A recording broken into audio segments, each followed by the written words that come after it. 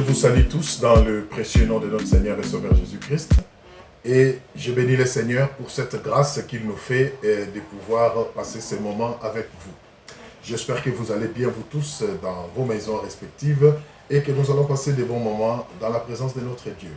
Alors, je vais vous demander un petit geste. Nous allons juste incliner nos têtes et recommander ce temps entre les mains du Seigneur. Dieu de grâce, nous te disons merci pour ton amour et pour ta bonté. Nous voulons, Seigneur, que ce temps soit pour ta gloire et que ta parole qui est ta puissance, que ta parole qui est la vie et ton esprit, Seigneur, puisse nous guérir et nous instruire dans tes voies. Au nom de Jésus-Christ. Amen. Notre thème, c'est « Ton échec peut être changé en réussite ». Ton échec peut être changé en réussite. Bien-aimés dans le Seigneur, comme vous le savez, s'il y a une chose qui amène l'homme à être abattu, à être découragé, c'est l'échec. Et cela est lié à notre nature humaine qui supporte difficilement l'échec, qui supporte difficilement la frustration. Et ce qui fait que quand l'échec se manifeste dans la vie, souvent, ce qui se passe, c'est quoi? C'est que l'homme, dans ses découragements, dans cet abattement de son cœur, il finit par devenir aigri, devenir grincheux même. Il y en a même qui deviennent vraiment invivables et qui deviennent de ce fait un danger même pour leur entourage. Parce qu'au fait, leur compagnie n'est plus agréable.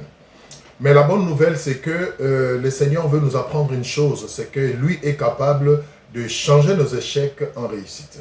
Il est capable de transformer nos échecs, il est capable de nous soutenir de manière à ce que là où nous avons pleuré hier, aujourd'hui nous puissions sourire pour sa gloire. Là où nous avons été abattus, que nous soyons encouragés pour sa gloire. Alors, nous allons voir un cas dans la Bible où on nous montre effectivement que quand quelqu'un est vraiment pris dans ces pièges-là de l'échec qui fait naître la peur en lui et qui le rend désagréable, il peut même devenir un danger, c'est-à-dire un instrument entre les mains du diable pour décourager même ceux-là qui ont encore la foi, ceux-là qui croient encore à la réussite. Et la Bible nous donne un cas vraiment très intéressant qui va nous aider à illustrer cela. Donc nous allons prendre le livre de 1 Samuel 17, nous allons lire du 12e verset au 30e verset. 1 Samuel 18, je disais donc 1 Samuel 17, nous lisons du 12e au 30e verset et nous allons voir qu'est-ce que le Seigneur veut nous apprendre par ce passage. Évidemment, c'est l'histoire, vous connaissez l'histoire de David avec Goliath, avec ses frères. Nous allons voir un peu comment une situation peut amener les gens à être découragés, à être abattus et les amener même à devenir des obstacles pour ceux-là qui veulent faire quelque chose pour leur sortir de cette situation. Donc 1 Samuel 17, nous lisons à partir du verset 12e. La Bible dit ceci.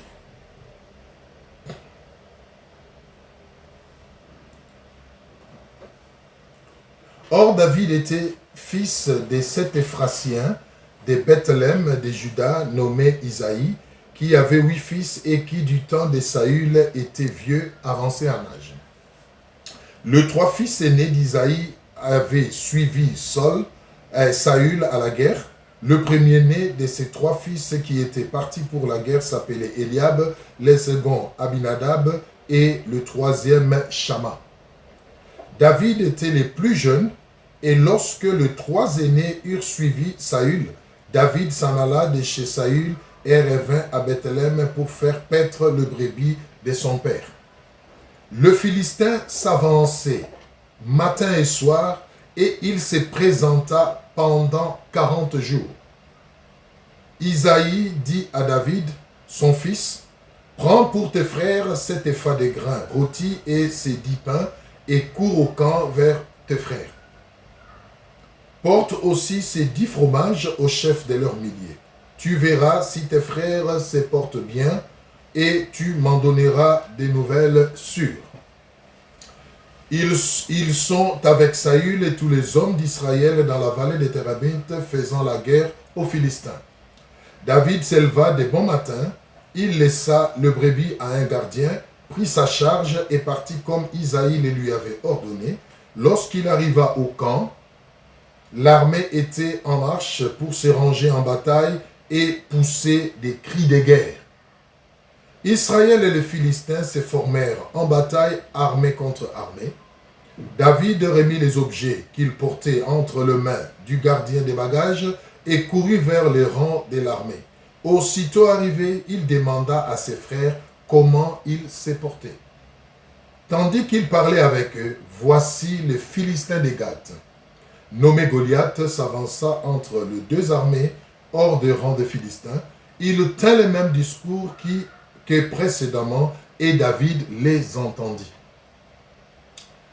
À la vue de cet homme, tous ceux d'Israël s'enfuirent devant lui et furent saisis d'une grande crainte.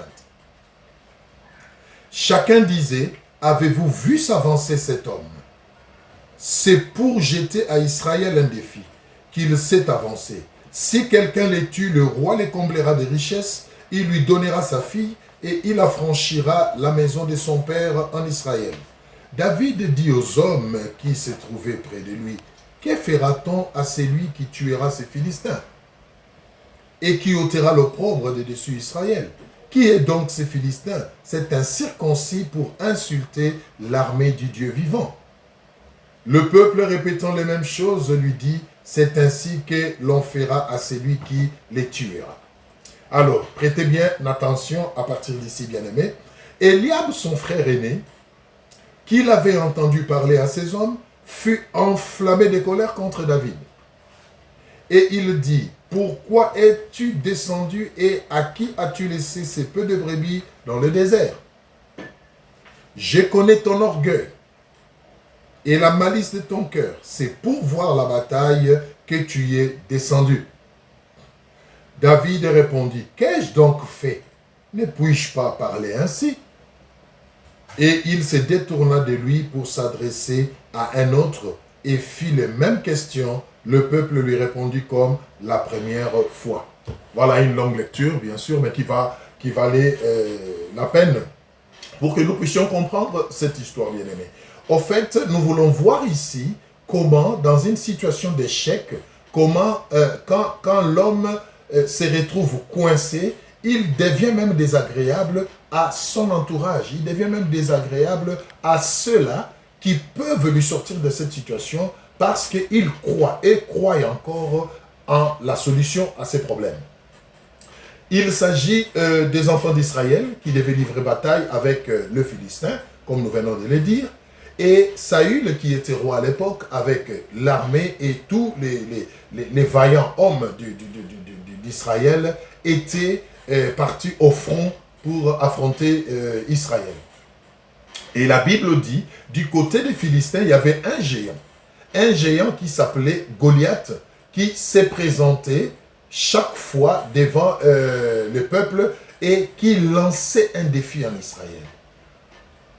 Et comme nous venons de le dire, la Bible le décrit comme étant un géant, un homme qui sortait de l'ordinaire de par sa taille, de par sa carrure, et il infligeait une peur vraiment profonde dans les camps d'Israël, à telle enseigne que personne dans les camps d'Israël ne pouvait envisager une victoire. Vous voyez, d'emblée, tout le monde, y compris le roi Saül, voyait l'échec dans cette guerre juste par le parole proférée par ces Philistins et tous ceux qui étaient autour de lui. Mais quelque chose s'est passé, c'est que Isaïe, qui était un Israélite aussi, qui envoie David au front pour aller donner un peu de provisions à ses frères. Mais David arrive à son grand étonnement, il entend les déclarations de Goliath, ces Philistins qui menaçaient le peuple, et lui, contrairement à tout le peuple, n'était pas effrayé par ces paroles, mais il était étonné de voir quelqu'un avoir l'audace de parler de cette manière-là au peuple de Dieu, d'insulter même le Dieu d'Israël. Et il s'est donné la peine de chercher à en savoir plus. Et il a commencé à interroger les gens qui étaient autour de lui pour qu'ils puissent au fait récolter toutes les informations par rapport à ça. Mais nous venons de voir, bien aimé, que son frère aîné, Eliab, rempli déjà de peur à partir de suite aux déclarations des Philistins, sachant qu'ils étaient limités et qu'il n'y avait pas d'issue, s'élève directement contre David. La tendance, l'idée c'était quoi? De faire voir à David qu'au fait, là où nous avons échoué, là où les vaillants, les guerriers, les gens qui sont habitués à la guerre ont peur, voient l'échec, et toi, tout petit que tu es, tu veux être prétentieux et faire croire aux gens que tu peux faire quelque chose. Laissez-moi vous dire une chose, bien aimé, c'est que la manière dont nous appréhendons une situation n'est pas la même. David connaissait son Dieu. David savait à qui il avait affaire, en qui il avait placé sa confiance, et ce n'était pas la taille de Goliath, ce n'était pas les paroles méchantes, les insultes de Goliath qui pouvaient amener David à avoir peur.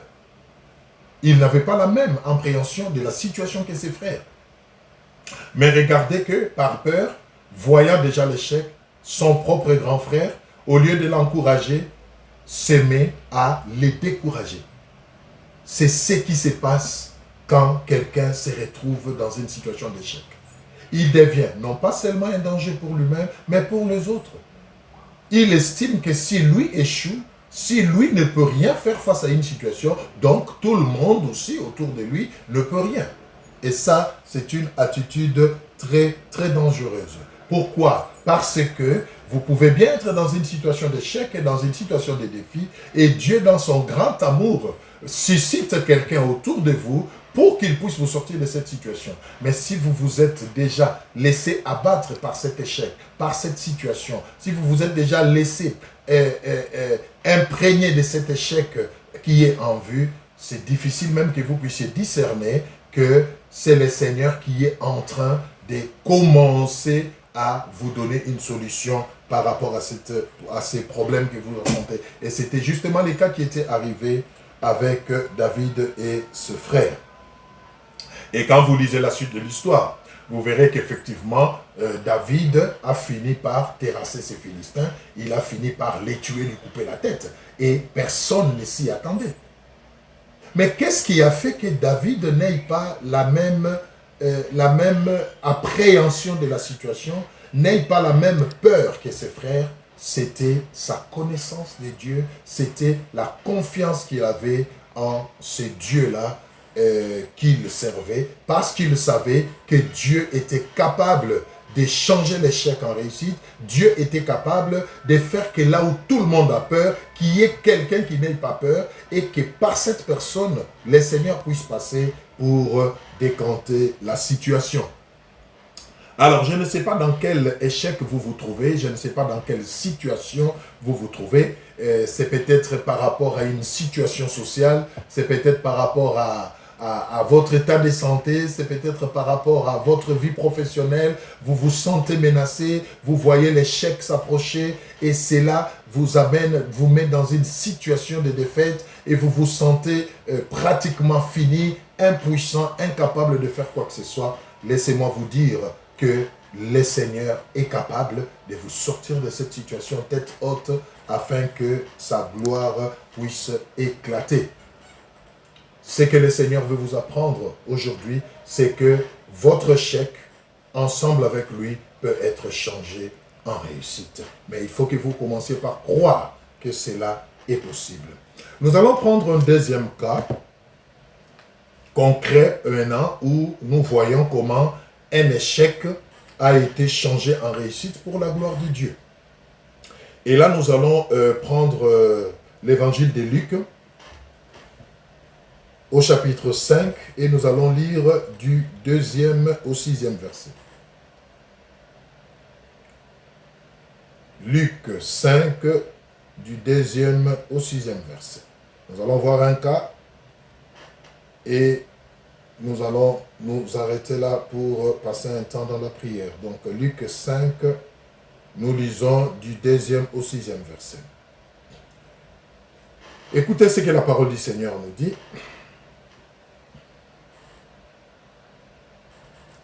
Il vit au bord du lac 2 barques d'où les pêcheurs étaient descendus pour laver leurs filets.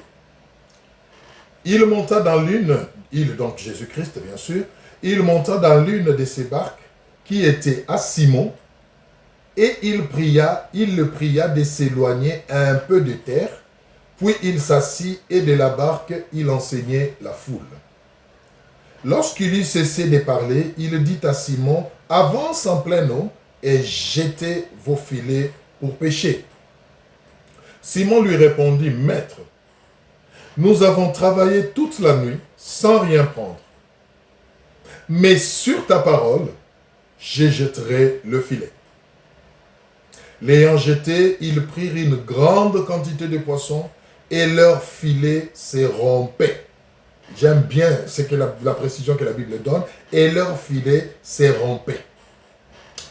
Alors, ça c'est un deuxième cas d'illustration bien-aimé dans la parole du Seigneur qui nous montre que c'est possible avec le Seigneur.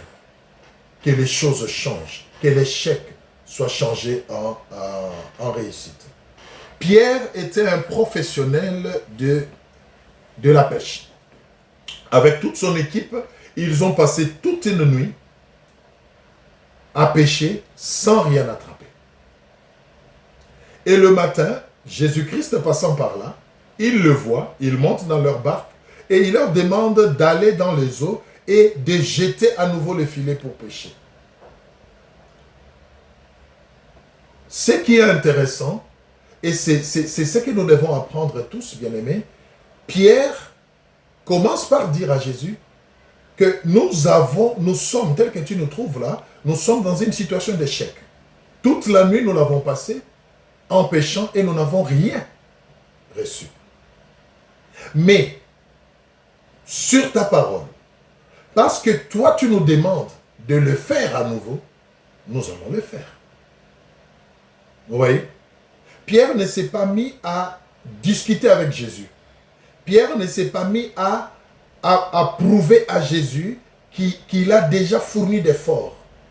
Pierre ne s'est pas mis à se justifier devant Jésus en brandissant ses connaissances, son expérience ou son ancienneté dans la pêche.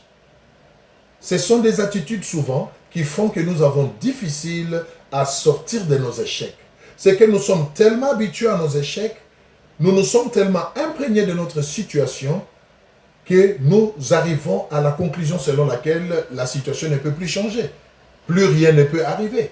Et cela nous rend amers. Même quand il y a une lueur de solution qui vient, nous devenons un obstacle nous-mêmes à notre situation. Et ça, c'est un danger.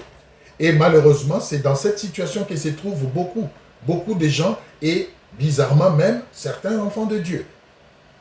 Et vous reconnaîtrez ces gens dans des langages du genre mon problème, j'ai fait avec, ça fait longtemps que je traîne ma maladie, ça fait longtemps que je suis dans cette situation, je me suis habitué, je ne m'en plains plus, je vis avec et tout. Ça, ce sont des langages qui montrent que quelqu'un est tombé dans ce que moi j'appelle la résignation suite à un échec.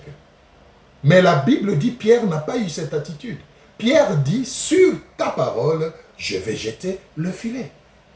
Et la parole du Seigneur est claire. Elle nous montre qu'en obéissant et en jetant le filet sur la parole du Seigneur, un miracle s'est produit. Et ce qui est intéressant, c'est quoi?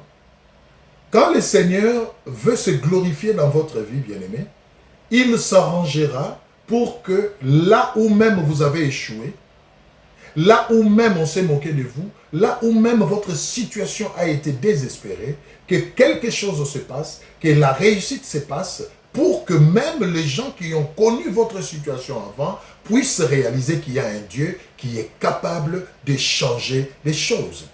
Et c'est exactement ce qui s'est passé avec Pierre et ses compagnons de pêche. La Bible dit, ils avaient difficile à retirer leur filet des eaux parce qu'ils avaient fait une pêche miraculeuse, ils avaient attrapé tellement de poissons qu'ils avaient difficile à sortir leur filet des eaux.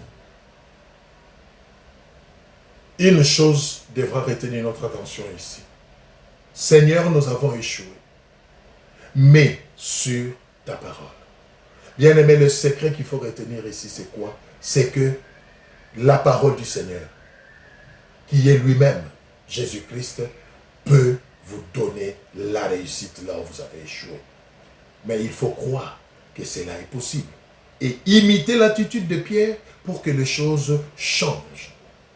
Voilà la bonne nouvelle que j'aimerais partager avec vous de la part du Seigneur aujourd'hui. Vous qui êtes abattus, vous qui croyez que votre situation est désespérée, vous qui ne tentez même plus un effort pour trouver une solution, parce que vous vous dites, ça y est, ça fait 5 ans, 6 ans, donc c'est bon, je ne vois même plus d'efforts que je peux fournir, je fais avec ma situation. Non, bien-aimé, moi je vous amène une bonne nouvelle. Moi je vous dis de la part du Seigneur que c'est possible, que cet échec, que cette humiliation, que ces problèmes que vous avez connus soient changés en succès, soient changés en réussite pour la gloire de Dieu. Mais la balle est dans votre camp. Vous savez comme moi que la parole de Dieu dit, il te sera fait selon ta foi. Est-ce que tu crois que c'est possible aujourd'hui que ta situation change? Ça, c'est le point de départ.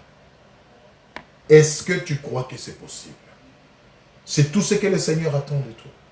Que tu crois que c'est possible et que tu lui confies ton problème. Alors, il va commencer à travailler. C'est très important. Est-ce que tu es prêt à confier au Seigneur tes échecs aujourd'hui?